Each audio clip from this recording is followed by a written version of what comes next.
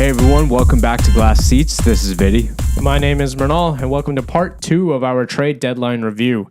This episode is going to be focused on the Eastern Conference. So if you're looking for the Western stuff, check out our previous episode. We talk about Colorado, Edmonton, and the Vegas Golden Knights. This episode, we're going to be focusing on the Eastern Conference. Yep. So how do we do this? There's a lot of moves. A lot of traders got traded. So we have picked 3 teams that we think are the most interesting to talk about. Yeah. And we're going to be doing that. So starting in the East and starting in New Jersey. Yep. The Devils acquire 2 goaltenders. They get Jake Allen from the Montreal Canadiens. They also get Kaapo Kähkönen from the San Jose Sharks. In order to get these players, they give Montreal a 2025 third-round pick, and they give San Jose their goaltender, Vitek Vanacek. Yeah. So lots of goalies moving around for the Devils, who most likely are not playoff bound this year. I was literally about to say this is too little, too late. They've been having goalie issues most of the season. This seems like something they should have taken care of, honestly, even before January. In my opinion, I don't think they're trying to make the playoffs. I think they just saw that these players were available at this time and they went for it. This is next year's stuff. Yeah, yes, it is, but it's more so that they are too far out of the wild card to even reach the playoff standings. But it's kind of, I don't know. Weren't they shocked with the results they had overall, especially with Lindy Ruff being fired and everything? I mean, they were a projected cup contender this year. Now they're probably not even making the playoffs. Yeah. So you're right that if they wanted to make the playoffs, they had to do something earlier. Yeah. But I don't think these players were available earlier. Okay, got it. And then they also dealt with so many injury troubles too. So I don't know. I think this was just truthfully a season from hell for Jersey. No pun intended. But hopefully players like Timo Meier are better next season. Yeah. He had a rough season as well. But what are your thoughts on the goalies they get? Jake Allen and Kaapo Kähkönen. It's fine, but truthfully, neither of them are a number one starting goalie, in my opinion. Yeah. So the problem still persists. So unless they're planning on flipping one of these or hoping that one of them just becomes really good in the offseason. Or they have someone in the pipeline. I don't know what their prospect pool looks like. Yeah. But yeah. Yeah, so I don't think these goalies are going to get them to the promised land, to be completely blunt. So I was looking at some of these stats. I want you to see if this is interesting. Kaapo Kähkönen, 3.81 goals against average, 0.895 save percentage. Yeah. Vitek Vanacek, 3.18 goals against average, 0.890 save percentage. What are your thoughts on those two stat lines? Very, very similar. Yeah. Right? Yeah. The kicker, both of these goaltenders, born in 1996. They're the same age. They're the same age. They have the same stats. This is literally 2 teams saying, you know what? Let's see what happens if we swap and give them a scenery change. Exactly. A scenery change. I was literally just going to say, I was like, sometimes the system just doesn't work. Sometimes they just need to go somewhere else. Heck, maybe it's the weather. Maybe it's the food. I don't know. But you know what I mean? It really is just New Jersey and San Jose just trying shit. So yeah, and for San Jose, Vanacek's probably going to be a backup, right? It seems like Mackenzie Blackwood has kind of taken that starter spot for now. I'm kind of surprised they didn't want a reunion with him. What, the Devils? Yeah, with Blackwood. Well, I mean, Blackwood's on the IR right now, so maybe they wanted someone who could play games right away. Got it. Okay. Or maybe San Jose said, we're keeping Blackwood. Yeah. I mean, for like the long term, you mean? Yeah, at least for next year, right? Yeah. While San Jose is going through this rebuild, having a stable goaltender, I don't think is a bad idea. Yeah, might as well. I mean, that's kind of what's going on in Anaheim too, but, John Gibson is actually asked out. And given what he's done for the franchise, I feel like they should honor that request, but, that's a whole separate story. Yeah. Jake Allen is like the definition of a journeyman goaltender, I feel like. Yeah. He's been around the league. Yeah, and he'll give you some solid games. Yeah. Nothing flashy, but he'll be there. Yeah, very good backup in my opinion. Yeah. So I think this is the Devils throwing pasta at the wall. Yeah. See what sticks, you know? Honestly, fine. The season's shot, you might as well, and they already shipped out Tyler Toffoli too. You might as well. Yep. Let's get to some of the contenders in the East. Yeah. Let's start with our reigning Eastern Conference champions, the Florida Panthers. Yeah. Acquiring 2 forwards, Kyle Okposo from the Buffalo Sabres and Vladimir Tarasenko from the Ottawa Senators. Yes. What did they give up? The Sabres get defensive prospect Kali Schlagen. I can't pronounce that name. Yeah. 24-year-old defenseman. The Senators get the Florida's 2024 fourth round pick and their 2025 third round pick. Yeah.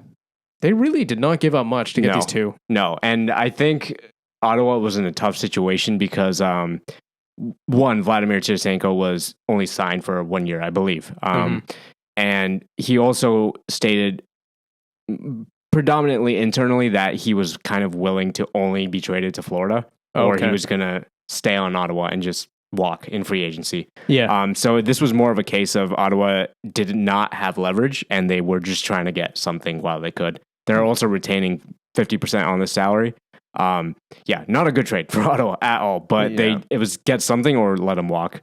So yeah, I mean, 2 picks for Tarasenko is cheap, man. Yeah. Tarasenko is a solid goal scorer. He has 41 points in 57 games this year. I believe he's already scored with Florida too. Yeah. So immediate impact. Yeah, absolutely. And, he's really going to round out that power play. Yeah. And Florida is not short on offensive firepower. No. So this is really pushing them into, we are definitely contending this year. Yeah. And to steal the Sabres captain, maybe not a steal, but definitely a win now mentality to get Okposo.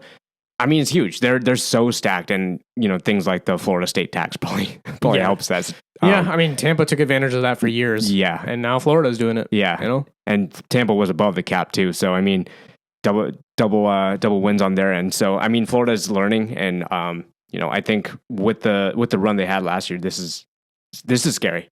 I feel like the league should be put on alert with this. Yeah, and that Florida brand of not taking shit, basically. Yeah. They'll push back, they'll get in your face. I think Tarasenko fits in there. Yeah. We've seen him get fired up. We've seen him be fiery. Maybe he's not the fighter, but Okposo is also kind of along those lines too. Yeah, so they're getting players that fit their ethos, essentially. Yes. So great moves from the Panthers. Yeah, agreed. Last team we're going to talk about for the East, I think the biggest trade of the Eastern Conference, at least. I'd even say the biggest trade of the deadline. Yeah, it's either this or the Hurdle trade, right? Yeah. So Carolina Hurricanes acquired Jake Gensel from the Pittsburgh Penguins. They give up a lot. Yeah. They give up Michael Bunting and then a bunch of prospects and a bunch of picks. Yeah. Usually it's one or the other. Yeah. They gave everything. In addition to Gensel, they also get Evgeny Kuznetsov from the Washington Capitals for a 3rd round pick. Yeah.